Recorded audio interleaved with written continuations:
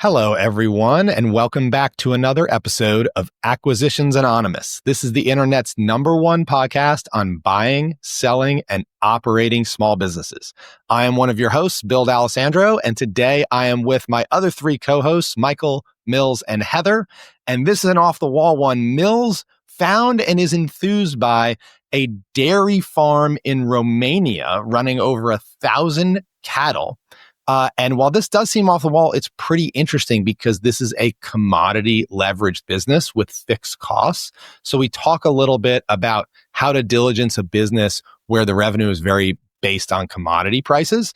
We also talk about international deals. So this was a fun one. If you have ever thought about moving to Romania and buying a dairy farm, you will love it. So without further ado, I hope you enjoy this episode of Acquisitions Anonymous. Acquisitions Anonymous. Hello, another episode of Acquisitions Anonymous. We don't have 100% beard anymore. And thumbs downing on just the plus inventory alone. Are you ready to take the leap into business ownership, but you don't know where to start? Well, look no further than Acquisition Lab, the premier resource for entrepreneurs seeking to buy their dream business. Founded by Harvard MBA and acquisition expert Walker Deibel, the lab is your fast track to success in the search, diligence, and acquisition process. With hands-on support, world-class resources, and a community of like-minded entrepreneurs, Acquisition Lab gives you the tools and confidence to navigate every step of the journey. And we're proud to call Walker and Chelsea, the lab's director, longtime friends of the podcast. They're passionate about helping entrepreneurs like you take the next big step. So don't wait to make your business ownership dream a reality. Visit acquisitionlab.com today to learn more and schedule your free consultation. And when you do, be sure to tell them the Acquisitions Anonymous podcast sent you. So I think people should understand the pre-show prep for this is 3 minutes of somebody being like, what deal do you have? Oh, I have a dairy farm in Romania. And then somebody else is like, I have a helicopter business. And then somebody else is like, I have a drug trafficking operation. Check this out. Like, and then we picked the dairy farm in Romania. So Mills has the dairy farm. And then here we go. If you ever doubted that this show is live, it is. These are our hot take reactions. So, I mean, this just really caught my attention for a bunch of different reasons. I've never looked at a business in Romania before. I wouldn't even know how to buy a business in Romania, to be honest. But this is on Merger Corp, which I don't think I've mergerscorp.com. I don't think I've ever been on this website, but I just kind of stumbled on it the other day. And it's a profitable and exclusive dairy farm business in Romania. Their asking price is 20 million euros. The revenue is almost 7 million euros, and the EBITDA is 2.6 million and kind of change. So it says profitable exclusive dairy farm for sale in Romania. The farm has an EU compliant waste management and animal welfare system. The business is managed and operated by a team of expert employees from various countries. Farm includes, next to the milking cows and heifers, arable land cultivated to produce self-feed. Business uses state-of-the-art, innovative high-tech to monitor and manage the herd's welfare and yield. Their operation is 2,000 head of cattle, nursery, heifers, and milking cows. They have a feed center, a milking parlor, veterinary and herd management, maintenance and construction. I don't really know what that means. Secondary activity is cultivating 600 hectares to feed the herd. So they plow, seed, fertilize, do herbicide, and combine harvest and transport all the feed. The key data here is that they produced 12.3 million liters of EU quality milk sold in 2022. I think that's an interesting kind of clue. And then they have 630 hectares of total land, including agricultural terrain leased under cultivation.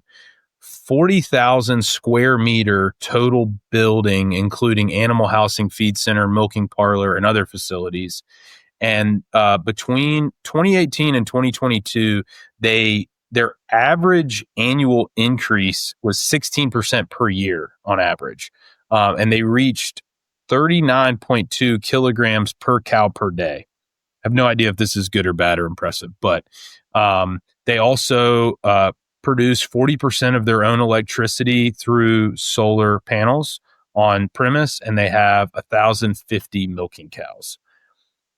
So their asking price here, they kind of repeat the financial information. Asking price is 2.89 times revenue and 7.6 times EBITDA. And it looks like this was originally listed back in October of 2023, but I couldn't stay away. So what do you guys think about this? It's a dairy farm in Romania. Yes. Do I have to move to Romania? You had me at hello. I think so. Yes. What? Okay. So, Mills, I'm curious. What part of you was like, you know what I really should do today? I should buy a dairy farm in Romania. Like, walk me through because I've noticed a pattern here. For those of you longtime listeners, you remember Mills a couple months ago. The first deal I've ever seen Mills pursue was a Wisconsin cheese farm. And I'm like, bro, you live in South Carolina. You work on roofs. Like, you know nothing about cheese. I'm also lactose intolerant. So what is the deal with you and milk? Like, what's going on here? I don't know. I mean, to me, this is interesting in a few different ways. One, I like looking at something new. So I've just never I don't think I've ever even looked at a dairy farm. I've looked at some different farming operations, but I don't think I've looked at a dairy farm. I don't think, as far as dairy farms go, this is very large in terms of like industrialized farming. This is probably on the kind of small to medium size, plenty of mom and pop, but I think this is kind of medium size. But when you think about all the compliance and the hurdles and regulations to doing business in Europe and in the EU specifically, a business like this that gives you a huge head start is really, really interesting to me.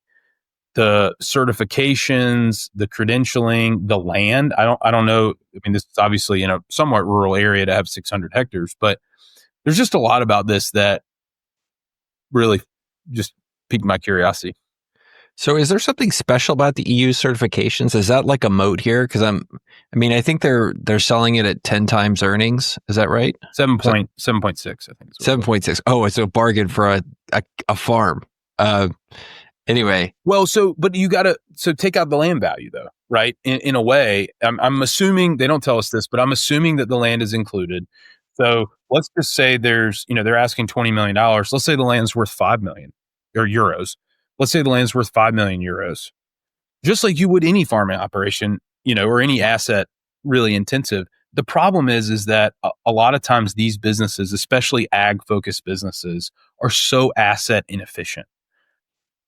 I looked at this fish farming business like 10 years ago, and they wanted like $200 million because the land was so valuable, but they only generated like $1.5 million in EBITDA. And it's like, well, okay, you can have it one way or the other, but not both. Well, it's kind of like Arizona farms, right? Like a lot of them are worth, you're not buying the land, you're not buying the agriculture production, you're buying the water rights, right? It's just like, oh, well, our expected value is 5 million for the water rights and negative $1 million for the farm, right? That's what we're selling for. Yeah, but if you're going to keep running the farm, you're not going for the highest and best use, so you've overpaid, and that's the problem. Yep. So do you speak Romanian? Anybody here? No. No. The thing too about this is, that may not be immediately obvious, milk is a commodity, right? You are producing a commodity and you have pretty significant fixed costs here, especially if you buy this thing with debt. The price of milk, dairy, moves around, which means there is, much like oil, like there is a break-even price of milk for this farm, and if the price of milk drops below a certain level, every gallon that you milk, you are losing money. But you also kind of can't stop because you can't just shoot all the cows in the head, right? So you've got to keep it you got to keep it going potentially at negative margin, because it's not easy to turn right back on when it becomes profitable. It's not an oil well where you can just stop pumping and start pumping and turn off the cost. So I would want to understand sort of the dairy price versus EBITDA sensitivity curve, and how that, what is the range of dairy prices in which I'm making good money, and what is the historical range of dairy prices, and how much risk do I have there? Hi, Heather here. When I'm not breaking down deals with these guys, I'm helping people get the right SBA loans for their business acquisitions. Because when you're buying a business, the best financing isn't one size fits all. There's the best rate, fastest to close, the specific loan structure that you need, or a little of all of those things. That's why my company, Viso Business Capital, works with over 30 different lenders to find you the best funding in less time and with less friction, so you can focus on the deal. Sign up for a free live Q&A session on SBA loans at visocap.net, then click Zoom sign up in the top right corner. That's visocap.net, and click Zoom sign up. Wait, Mills, you did research on historical milk prices before the episode? Research is a loose term. You're pulling up charts, dude. These are charts. That's preparation. I just did it in the last 30 seconds, but I might like this deal more than you think. Okay. So, Mills, you got it on the screen for our YouTubers, but you got to describe it for our podcast people. So what are we looking at here? It seems like there's seasonality in dairy prices. The prices start the year, and I don't know what this is. This is price paid to the producer. I don't know what it's euros per 100 kilograms, but let's just say, regardless of the unit of measure, it starts out the year at and this was in 2024, 46.5, and it ends the year at 54.6. But there's kind of a trend where prices are relatively flat throughout the year, and then in September, prices go up pretty significantly, like almost 20%, 10 to 20%. So what I noticed, Mills, about this chart, so there's three curves in this chart. The bottom curve is the average of dairy prices from 2020 to 2024. Yep. And it ranges between 42 and 47. Then the next curve is 2024's prices, which ranges between 46 and 54, significantly higher. And then there's 2025's prices, which the low end is 53. And it looks like if the trend holds, it will push north of 60. So what this tells you, and you could have probably guessed this when you realized that the dairy farm was for sale. Yeah. You could probably, what this tells you is that dairy prices in Romania are at an all-time high, right? AKA profitability of this fixed cost leveraged commodity play is at an all-time high. Yep. So they would love to sell it to you right now. Yeah, because their fixed costs have probably stayed about the same, but because it's commodity, and this business is too small to really probably hedge, right? I mean, they're not buying, commodity futures, of EU milk and stuff like that. So they're going to ride the roller coaster, whatever it is. I worked for a couple of banks that had agricultural lending, and I would sit in loan committees and listen to the deals. I did see a few, dairy farm deals. I retained absolutely zero information, unfortunately, because it's really its own unique sets of, ratios and things that you look at.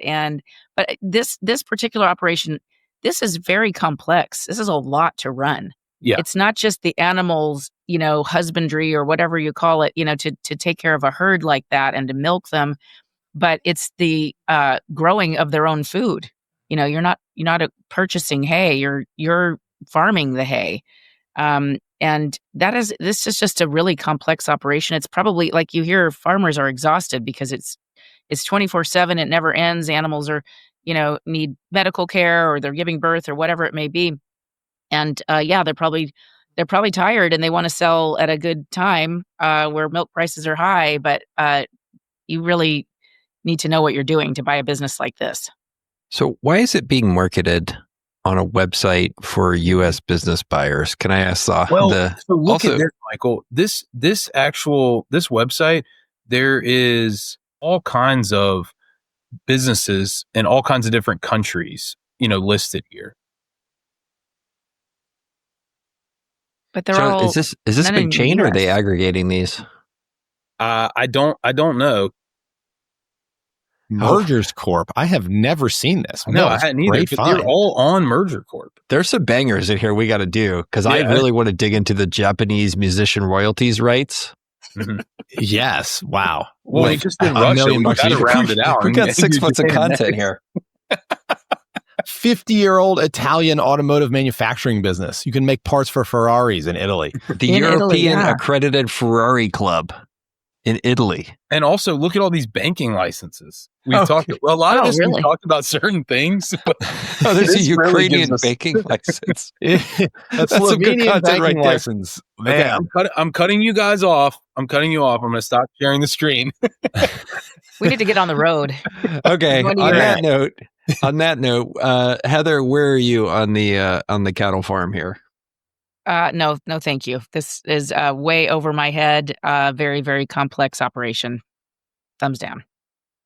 I'm hard no here, because you're also dealing with mad cow disease. I mean, anything agricultural. I mean, you're have to cull the herd if something comes through. There are so many. This is so specialized. You do not just cannonball into buying and running a dairy farm. You will kill all your cows and probably some people. with your poison milk. Yeah. Go ahead, Mills, and I'm going to tell you why you guys are all wrong. And this plus is a your hell commodity yes. exposed here at the commodities at an all-time high. Like you can't buy it on all-time high commodity prices.